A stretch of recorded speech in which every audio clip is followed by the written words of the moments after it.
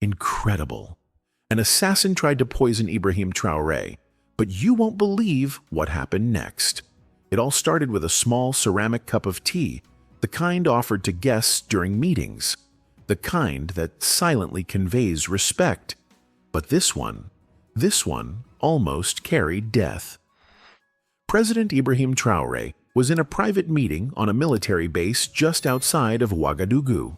Nothing grand, just a quiet gathering of senior officers and advisors to discuss logistics for an upcoming operation in the east. Calm, relaxed, nothing unusual. They were sitting in a circle under a mango tree. Hot, spiced tea was served by a soldier in uniform. Traoré took the cup, as he always did, with a smile. He nodded his head as a sign of gratitude, but then he stopped. He didn't drink. His eyes shifted to the server, a young, nervous face. The man was holding the cup with both hands, delicately, as if it were made of glass. Across the circle, Colonel Yaya Konate, an old officer known for his sharp wit and cold eyes, took his first sip quickly, almost too eagerly. He looked at the president and said, "Please drink, sir. The tea is fresh." But Traoré didn't move. He smiled, then slowly placed the cup on the small wooden table beside him. The reactions around the circle changed just slightly, too subtly for the average person to notice.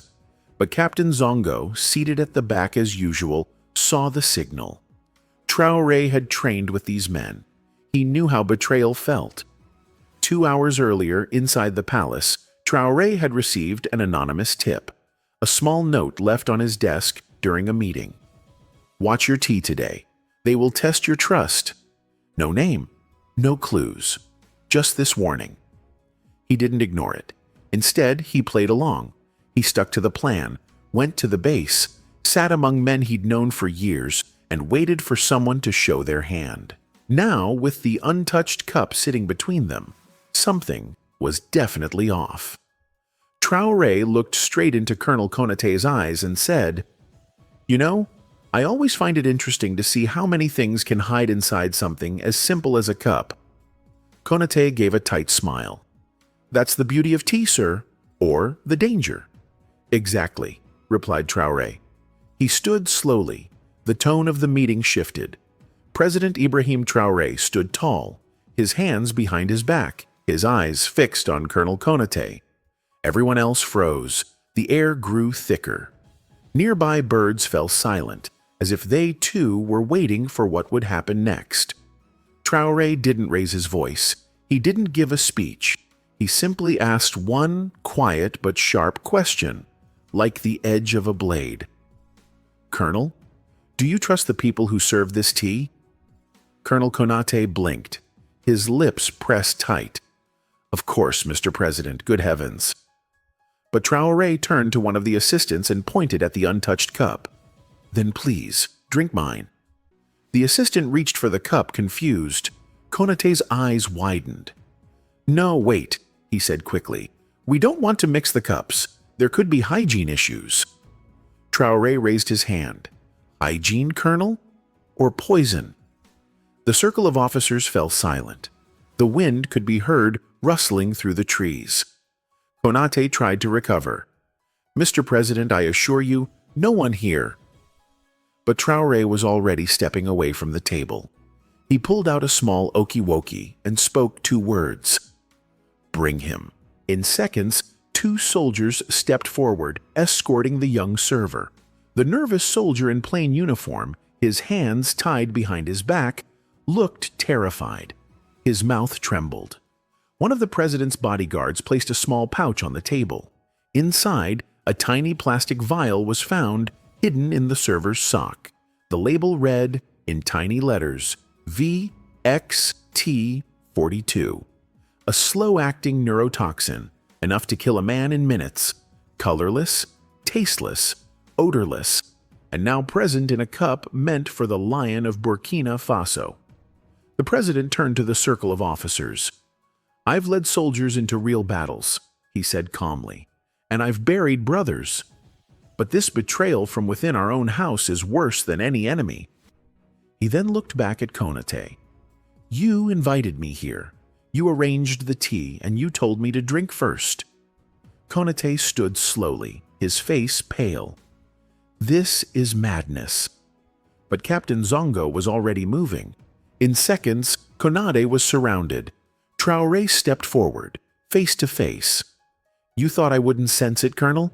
You thought I got this far by drinking every cup they handed me?" Konate didn't say a word. Traore leaned in. "Men like you don't want power to serve. You want it to sell." Then he gave the order. "Take him. No public arrest. We don't give them a show. We give them—" The silence. As the colonel was taken away, the rest of the officers remained seated, incredulous. The poison had failed, but the message was clear. The lion had been tested. He had passed.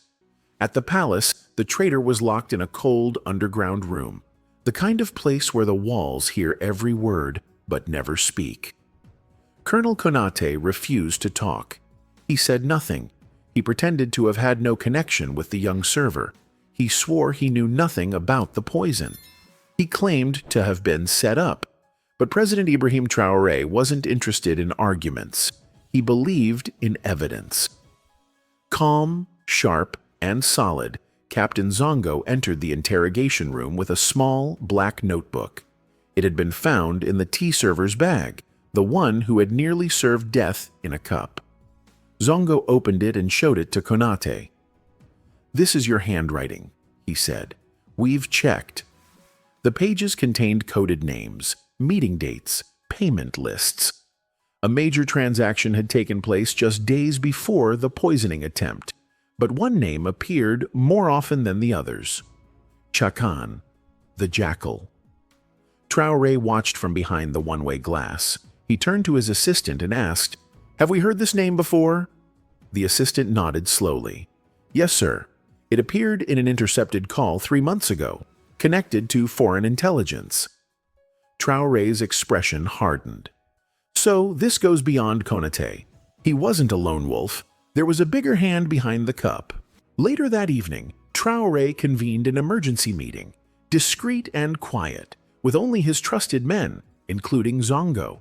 2 counterintelligence officers were present, as well as a civilian cyber expert who had worked on decoding files during the previous coup attempt. They gathered in the underground war room. Zongo placed the notebook on the table. "This name, Nash Shakal," he said. "He's the handler. He's the one giving the orders. The soldier was just the tool. Konate was the delivery system." Traoré nodded slowly. "So what we need is the source." The cyber expert immediately got to work, connecting phone records, digital traces, and satellite pings. Most of the lines had been erased, but one message stood out. It came from a disposable phone, used only once. The text read, "For the cup, don't worry. He won't see anything." It had been sent from a location less than 2 kilometers from the French consulate in Ouagadougou. Zongo looked up. "So he's still here." Traoré crossed his arms. His arms crossed. "If he's hiding in this city, then we're not chasing a ghost, we're chasing a man. And the hunt has only just begun." The game had changed. It was no longer just about catching a corrupt colonel. Now, he was after the man behind it all. The jackal, the shadowy figure who had given the orders. He had vanished without a trace, but Ibrahim Traoré wasn't going to wait for another attack. This time, he would strike first. The cyber expert managed to trace the final signal of the disposable phone to a luxury apartment building in Ouaga 2000, a quiet, upscale neighborhood known for its diplomats, foreign business employees, and international aid contractors. The building didn't have cameras in the hallways. Too convenient. Whoever this jackal was, he had protection. He knew how to hide. Traoré leaned over the table in the war room. "So, we're not searching for him like soldiers. We'll flush him out like a thief." He approved a silent plan. Operation Icefall. No uniforms, no sirens, no announcements, just shadows watching. Observers were placed around the building, disguised as cleaners, fruit vendors, delivery people. One soldier posed as a repairman and entered, installing tiny cameras in the hallway corners and air vents. On the third day, they saw him. A tall man with a sharp jawline, wearing black sunglasses, impeccably calm, always wearing a hat. He didn't match any official embassy staff, but he had a key to apartment 3B, the same one that matched the phone's signal. He made sure to never leave at the same time, never use the same car twice. But he made one mistake. He ordered food. Traoré smiled when he heard it. Let's deliver it ourselves. That evening, Zongo disguised himself as a delivery man, a bag of food in one hand, a small listening device in the other. When the door opened, the man stared at him coldly, sharply. He didn't say a word, paid in cash, took the food, and closed the door. But that was enough. The device had recorded everything. His voice, his movements, even the way he turned. The voice was processed through software. A match appeared.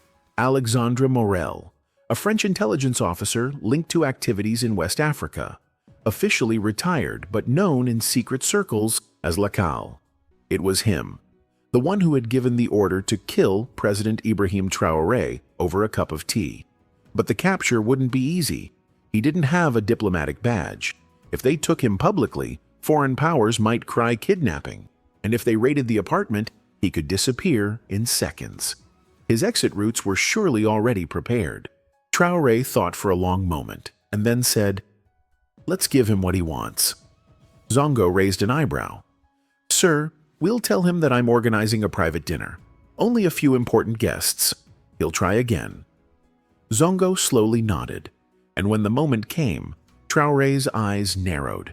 The trap was set. President Ibrahim Traoré announced a discreet high-level dinner at the presidential villa. Just a few trusted guests.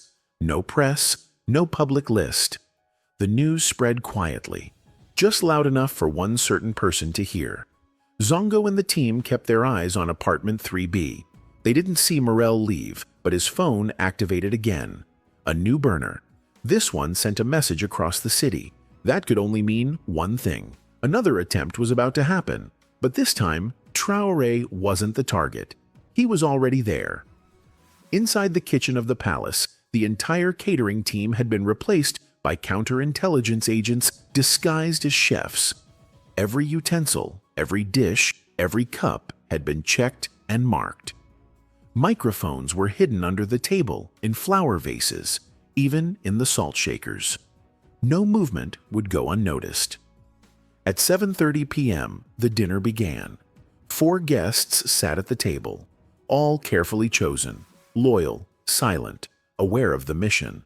Traoré sat at the head, calm, dressed not in a military uniform, but in a modest traditional tunic. I didn't want to look like a target.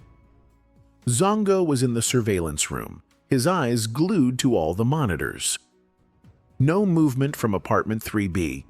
He whispered into the mic. No breach detected. But then it happened. A server entered with a tray of drinks. He wasn't one of theirs. Zongo froze. Who is that? That's not one of our men. The cameras were on. Homer, the man, moved differently. His face was calm, but his right hand trembled slightly. He set down the tray and stepped back. True raised his glass but didn't drink. He looked the man straight in the eyes. "Do you want to share a drink with your president?" The man hesitated. True stood up slowly. "You've been running for a long time, Alexandra, but you made a mistake." The whole room shook at once. The chairs scraped. The guards burst in. The man tried to pull a pin from his sleeve, something small, something sharp, but Rongu was already on him. In seconds, he was pinned to the floor. "No weapons," True said as he approached. "Just poison again. You really thought the same thing would work twice?" Morel, the jackal, lifted his eyes, his face twisted in rage. "You've made enemies you can't fight," he hissed. Trau crouched beside him. "I won't fight them. I'll outlive them." He stood up and gave the order. "No press, no parade. Take him out tonight. Put him in the deepest cell we have. This isn't a spectacle, it's a message. Across the city, nothing seemed different, but something huge had just happened. A second assassination attempt on the president had failed. The man behind it had been caught, silenced. But Traoré was far from finished. He knew it wasn't just about poison or politics. It was a warning. Someone was willing to kill for power, but now they knew Traoré never drank from a cup without checking its contents. The silence after the storm was almost louder than the storm itself. No announcement had been made, no photos leaked. The man called the Cane, the ghost behind the poison, had disappeared into a hole so deep that the world would never find him again. But President Ibrahim Traoré knew the danger wasn't over. He sat alone in his office the next morning, holding the same ceramic cup from the first attempt. Washed, empty, but still heavy with meaning. He thought of the young soldiers who had carried the poison without even understanding it. He thought of Colonel Cognite, once a man of honor, now chained and awaiting justice.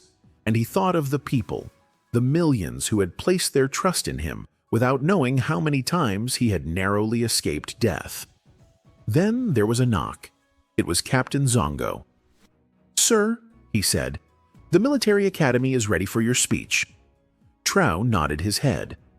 That afternoon, he stepped into the courtyard of the National Military Academy of Burkina Faso. Hundreds of young cadets stood in formation. They had heard the whispers.